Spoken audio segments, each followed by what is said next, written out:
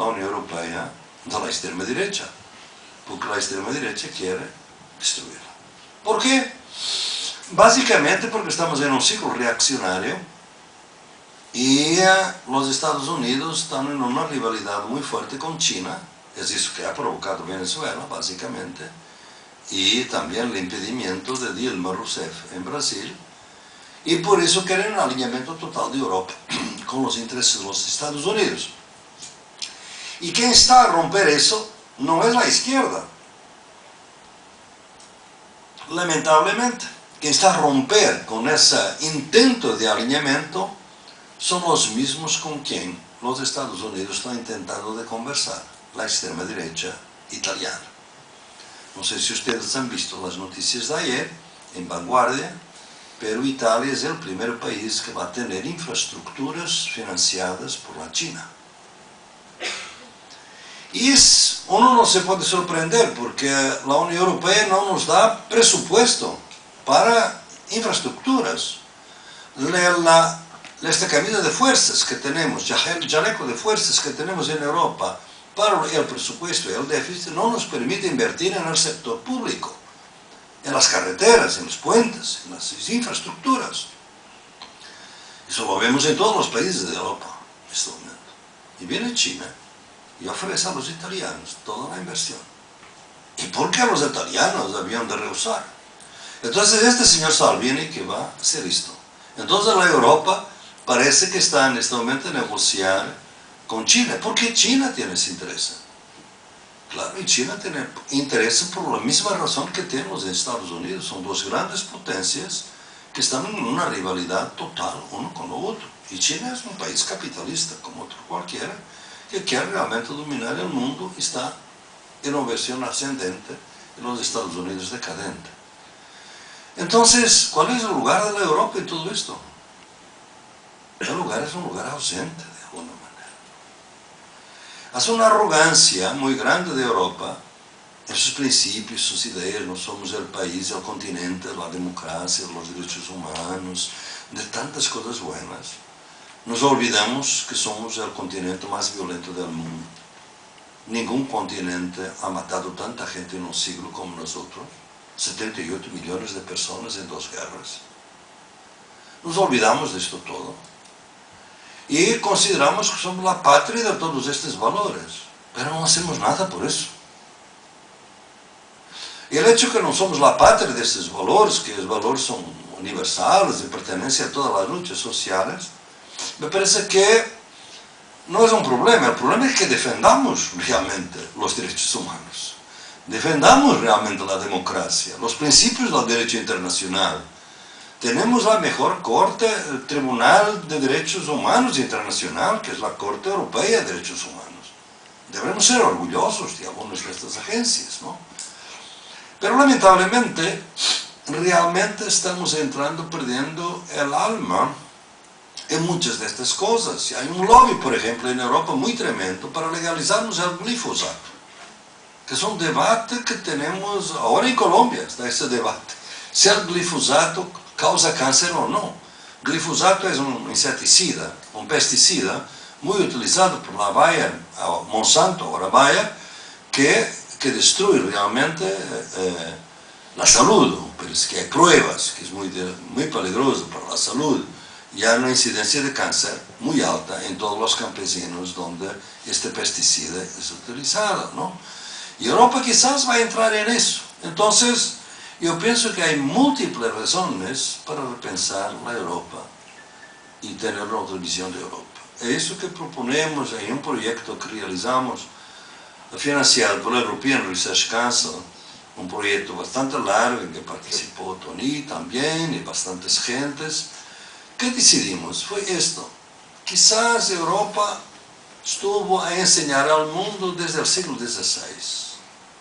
Y enseñaron de una manera muy arrogante, porque fue enseñando, destruyendo muchos de los conocimientos con que contactaba en las Américas. Fue un epistemicidio, como lo nombro, ¿no? Pero enseñó, y muchos de los movimientos de liberación, por ejemplo, Amílcar Cabral es muy elocuente en eso, cuando dice, no, hay cosas que los europeos nos han traído que son buenas. Tenemos que distinguir entre lo que es malo y lo que es bueno, porque nos han traído, tenía algunas ideas progresistas, hay que rescatar eso, ¿no? Y por eso es muy interesante, fue un proceso muy complicado, que he analizado en otros libros, etc., pero que, de todas maneras, fue un proceso muy arrogante. Y llegamos al inicio del siglo XXI y me parece que Europa no tiene nada que enseñar al mundo. Y quizás debería aprender con el mundo. Y el proyecto fue exactamente un intento de intentar aprender un poquito con el mundo.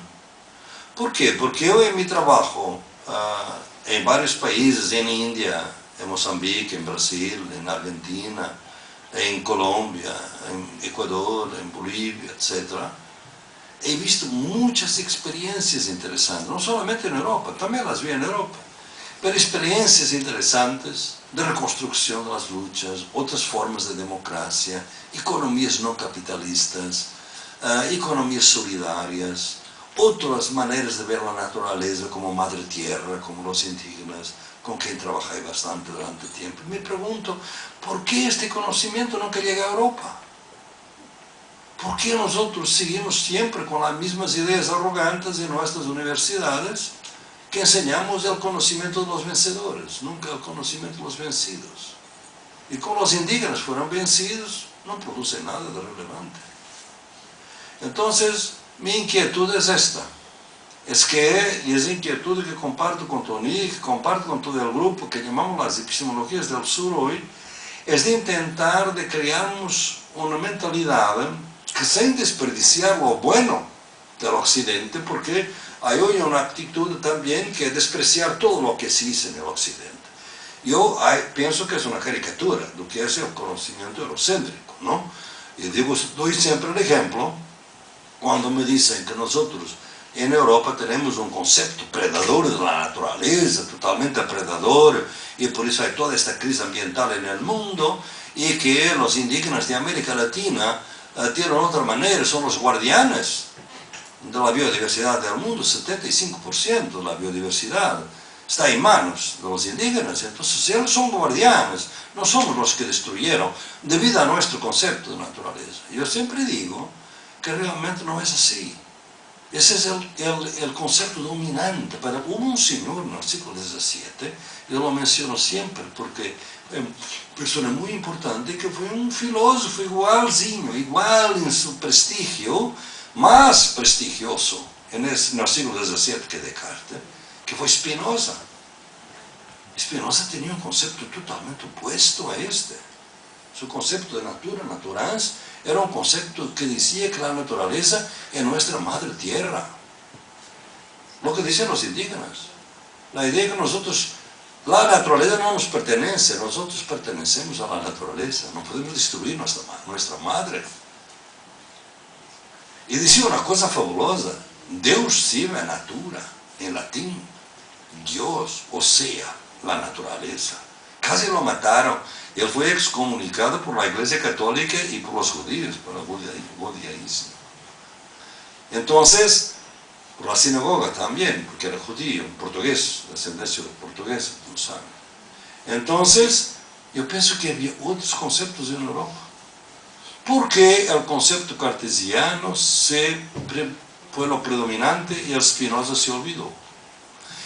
Es porque el concepto cartesiano de los buenos para la conquista de las Américas. ¿Cómo podríamos de otra manera destruir una montaña de plata que yo ayer hablaba con los sociólogos urbanos que estaban alrededor de mi amigo Gordy, en Potosí, que es básicamente una tierra, en Bolivia, que era una montaña de plata, y en el siglo XVII estaban 160.000 personas ahí trabajando, más gente que en Londres, más gente que en Milán, más gente que en Sevilla, para extraer la plata. ¿Y saben cuál era el ritmo de trabajo? Es que en cada semana entraban en la mina 20 esclavos o indígenas, y al fin de semana solamente 10 estaban vivos, debido a la intensidad de la explotación. Pero como había mucho indígena, como había mucho esclavo, iban a buscar más. Y así se crió la riqueza de España.